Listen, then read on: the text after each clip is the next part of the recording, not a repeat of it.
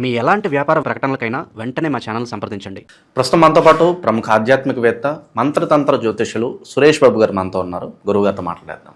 నమస్కారం గురుగారు. జై శ్రీమన్నారాయణ.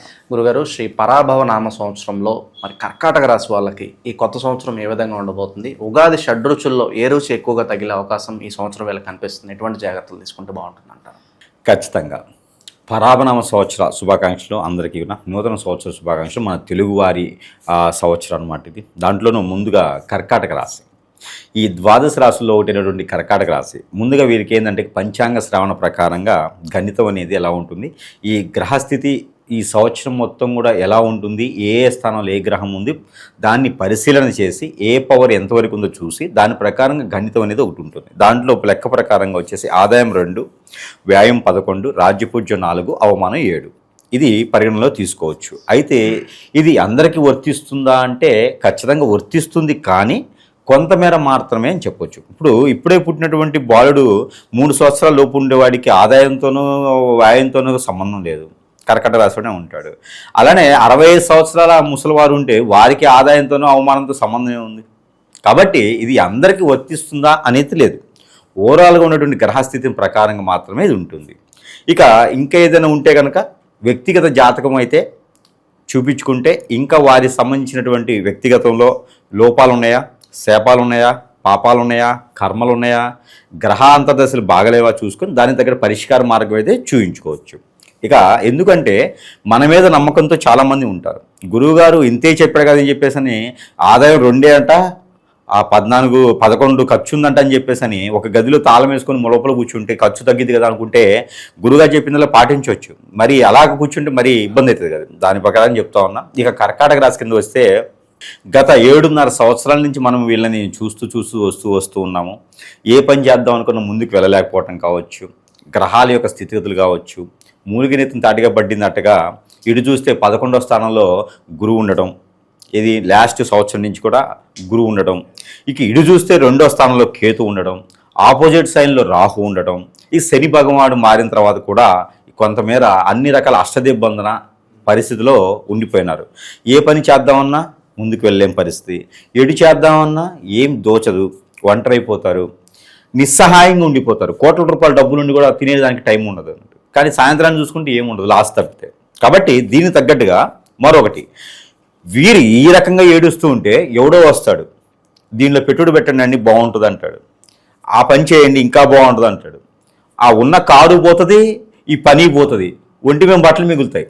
కాబట్టి ఎదుటి వాళ్ళ మాటలు నమ్మటం, ఎందుకంటే వీరే కన్ఫ్యూజన్లో ఉన్నారు. ప్రజెంట్ గ్రహస్థితి వీరికి ఇట్లా ఉంది కాబట్టి వీరే కన్ఫ్యూజన్లో ఉండేసి చేసుకునే పరిస్థితి మనకి 2025 సంవత్సరం వరకు కూడా వీరికి కనిపిస్తూ ఉంది.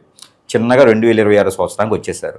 ఇక ఈ పరాభనామ సంవత్సరం ఆరంభం నుంచి కూడా కొంతమేర వీరికి గ్రహస్థితి మొదటి అధ్యాయం 6 మాసాలు కూడా ఇలానే కొనసాగినప్పటికీ కొంత ఉపశమనం పొందేటువంటి అవకాశం ఉన్నది. అది ఎలా అంటే ఇప్పుడు మారేటువంటి కేతువు కావచ్చు, అలానే కుజుడు కావచ్చు, శుక్రుడు కావచ్చు, బుధుడు కావచ్చు. ఈ రవి భగవానుడు కర్కాటక రాశి నుంచి ఎప్పుడెప్పుడైతే మారుతూ వస్తున్నాడో వీరిలోని గ్రహస్థితులన్నీ కూడా సకాల యుక్తంలో ఉండేసి కొంతమేర పర్వాలేదు అనిపించుకున్న పరిస్థితికి వస్తుంది. ఇక పోటీ పరీక్షల్లో కావచ్చు, మొదటి అధ్యాయం 6 మాసాలు అంటే సెప్టెంబర్ వరకు కూడా చూసుకున్నట్టయితే పోటీ పరీక్షలు కావచ్చు, గ్రూప్ 1, గ్రూప్ 2, గ్రూప్ 3, గ్రూప్ 4 ఎగ్జామ్స్లో కావచ్చు, గవర్నమెంట్కి సంబంధించినటువంటి జాబ్స్కి ఏదైనా ప్రయత్నాలు చేస్తే కూడా ఈ 6 మాసాల్లో ప్రయత్నం చేసుకుంటే చాలా బాగుంటుంది.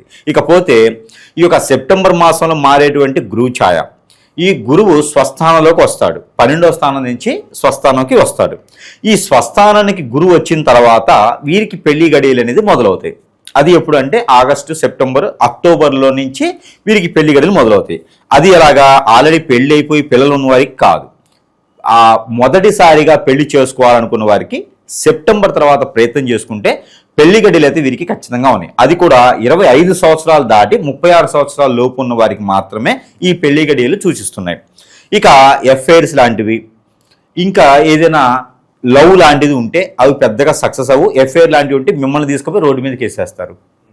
పొరుగు ప్రఖ్యాత అయితే ఖచ్చితంగా పారుదోలిపోతుంది. ఈ పరామనామ సంవత్సరంలో పారుదోలిపోతుంది అనమాట. వీరికి ఉన్నటువంటి హోదా, డబ్బు, పలుకుబడి, పేరు, ప్రఖ్యాత అన్నీ కూడా నశించిపోతాయి. కాబట్టి అలాంటి చెడు వ్యసనాలు ఉంటే వెనువెంటనే మానుకుంటే చాలా వీరికి కలిసి వచ్చే కాలం వస్తుందని చెప్పొచ్చు. నడిచి వచ్చే కొడుకు రాడు, కలిసి వచ్చే కాలం అయితే ఖచ్చితంగా వస్తుంది. కాబట్టి అలాంటి ప్రయత్నం చేసుకుంటే బాగుంటుంది. ఇకపోతే వీరికి విదేశీయానం కూడా 2వ అధ్యాయంలో వీరికి కలిసి వస్తుంది. అంటే ఆగస్టు, సెప్టెంబర్, అక్టోబర్ ఈ 3 మాసాలు తర్వాతైనా 3 మాసాల్లో ప్రయత్నం చేస్తే ఖచ్చితంగా వీరు విదేశానికి వెళ్ళేలాగా చదువుకైనా లేకపోతే కనుక జాబ్ పర్పస్ అని చేసుకోవచ్చు. ఇక జాబు నిరుద్యోగుల పరిస్థితి వచ్చేటప్పటికి ఈ కర్కాటక రాశి వారికి పరాభనామ సంవత్సరం ఏప్రిల్ 17వ తారీఖు 2027 సంవత్సరం వరకు కూడా వీరు గమనించుకున్నట్టయితే కనుక ఇక జాబ్ పర్పస్గా అయితే కనుక వీరికి మంచి జాబులే వస్తే ప్రయత్నం చేయాలి. ఎవరో చెప్పారని చెప్పి అప్పులు తీసుకొచ్చేసి లంచాలు ఇవ్వకూడదు. బ్యాక్ ఆఫీస్ ద్వారా, ఫ్రంట్ ఆఫీస్ ద్వారా అని చెప్పి వెళ్ళకూడదు. ఆలోచన విధానం అనేది మనము స్లోగా మనకి మనమే ఆలోచించుకుంటేనే కర్కాటక రాశి వారు ఒకరు ఉన్నారు అని గుర్తిస్తారు. ఆదాయం 2, వ్యాయం 11 అనే ఓడి ఎక్కడ ఉందంటే ఇప్పుడు మనం సంపాదించేటువంటిది కష్టపడో, మార్కెటింగ్ చేసో, ఇష్టపడో, లేకపోతే ఏదైనా బిజినెస్ చేసో 2 రూపాయలు సంపాదించాం అనుకోండి, మనకు ఒకడు తగులుతాడు, మామ బాబాయ్ అనుకుంటూ ఒకడు వస్తాడు. వాడు వచ్చేసి నాకు తెలిసిన కంపెనీ ఒకటి ఉందంట, వాడు 5 లక్షల రూపాయలు అడుగుతున్నాడు, బ్యాక్ ఆఫీస్లో డైరెక్ట్గా తీసుకుని సీఎం షీట్లో కూర్చోబెడతాడంట అని చెప్తాడు. వీడికి ఏంటంటే కర్కాటక రాశి వాళ్ళకి ఎట్లానో బొగుతుకు బయటకు వెళ్ళట్లేదు కదా, ఈ లాస్ ప్రకారంగా చూసి అప్పు తెచ్చేది కడదామని చెప్పేసి అని ఆ డబ్బులు తీసుకొచ్చి కడతారు. కట్టగానే ఈ డబ్బులు తీసుకున్నాడు ఉన్నాడు, జాబు ఉండదు, ఈయన మళ్ళీ అప్పు కూడా కట్టుకోవాలి, అదే లాసు. కాబట్టి ఈ పరామ సంవత్సరంలో వారికి చైతన్యం రావాలి, వారే తెలివితేటలు ఉండాలి, వారే ముందుకు అడుగు వేయాలి. ఇంకొకరు నమ్మారు అంటే మాత్రం నెత్తిన వేసుకోవడం గుడ్డ కూడా ఉండదు. కాబట్టి చాలా జాగ్రత్తగా ఉంటే కనుక బాగుంటుంది. ఇక భార్యాభర్తల మధ్యన విభేదాలు, తగాదాలు, కోర్టు వ్యవహారాలు, ఇవన్నీ కూడా ఫైనాన్స్ సంబంధించినటువంటి విషయాలు ఏమైనా ఉంటే, ఎవరికైనా అప్పు ఇచ్చి ఉంటే కనుక ఖచ్చితంగా అవి వచ్చేటువంటి ఆలోచన లేదు. వాటి మీద ఆశలు వదులుకోవడం చాలా మంచిది. ఇక ఉమ్మడి ఆస్తులు, పూర్వీకుల ఆస్తులు, ఇవన్నీ పరాభనామ సంవత్సరం ఏదైతే ఉందో ఇది ఆరంభ దశలో కన్నా కూడా అంతమి దశ అంటే 2027లో మాత్రమే వీరికి వచ్చేలా కనిపిస్తుంది. కాబట్టి దాని మీద ఎక్కువగా ఆశ పెట్టుకోవడం లాంటివి చేయకూడదు. మనవరాలు పుడితే మా తాత ఆస్తిస్తా అన్నాడు, మా పిల్లలు పుడితే మా తాతయ్య మా ఆస్తిస్తానన్నది అవన్నీ కూడా బోగస్ మాటలు, నమ్మేలా అయితే లేదు. కాబట్టి వీరు ఎప్పటికప్పుడు జాగ్రత్తగా వీరి చైతన్యాన్ని తగ్గట్టుగా వీరు ఉండాలి. అలా చేస్తేనే ఈ పరాభనామ సంవత్సరంలో కర్కాటక రాశి వారికి కొంతమేర నేనున్నానని ఒక గుర్తింపు అయితే లభ్యపడుతుంది. ఇక కొత్తగా ఏదైనా వ్యాపారం చేయాలి అనుకుంటే కనుక ఇక ఇనుము, ఇటుక, ఇసుక, కన్స్ట్రక్షన్, రియల్ ఎస్టేటు, రైతులుగా కూడా వీరు పరిగణనలు తీసుకొని చేసుకోవచ్చు. గ్రహాల యొక్క స్థితిగతులన్నీ కూడా వీరికి సానుకూలంగానే మారుతున్నాయి. ఇక వీరికి పనికిరానటువంటి అంటే వీరి మీద చెడు దృష్టితో ఉన్నటువంటి గ్రహాలు ఏమైనా ఉన్నాయంటే కనుక మొదటి అధ్యాయంలో గురువు, బుధుడు, అలానే రవి భగవానుడు, వీరితో పాటు కేతువు, ఇవన్నీ కూడా వీరికి కొంతమేర అశుభ దృష్టితో ఉన్నాయి. వీరికి శుక్రుడు ఒకటి బాగున్నాడు, రవి ఒకటి పర్వాలేదు మధ్యస్థగా కనిపిస్తున్నాడు. ఇక కేతు గ్రహం కన్నా కూడా రాహు గ్రహం కొంచెం బెటర్గా ఉంది అని చెప్పుకోవచ్చు. ఇక కుజ గ్రహం కూడా వీరి మీద కొంతమేర బాగానే చూపిస్తుంది, శుభదృష్టి ఉంది అని చెప్పుకోవచ్చు. ఇక గురుగారు విశేషంగా ఈ సంవత్సరం అంతా కూడా మరి వీళ్ళకి కలిసి రావాలంటే ఎటువంటి పరిహారాలు చేస్తే బాగుంటుంది? పరిహారాల కన్నా కూడా ముందు వీరికి కలిసి వచ్చేటువంటి కలర్ కర్కాటక రాశి కాబట్టి black and white and coffee colour వీరికి అద్భుతంగా కలిసి వస్తుంది. స్కై బ్లూ కలర్ కూడా వీరికి అద్భుతంగా ఉంటుంది.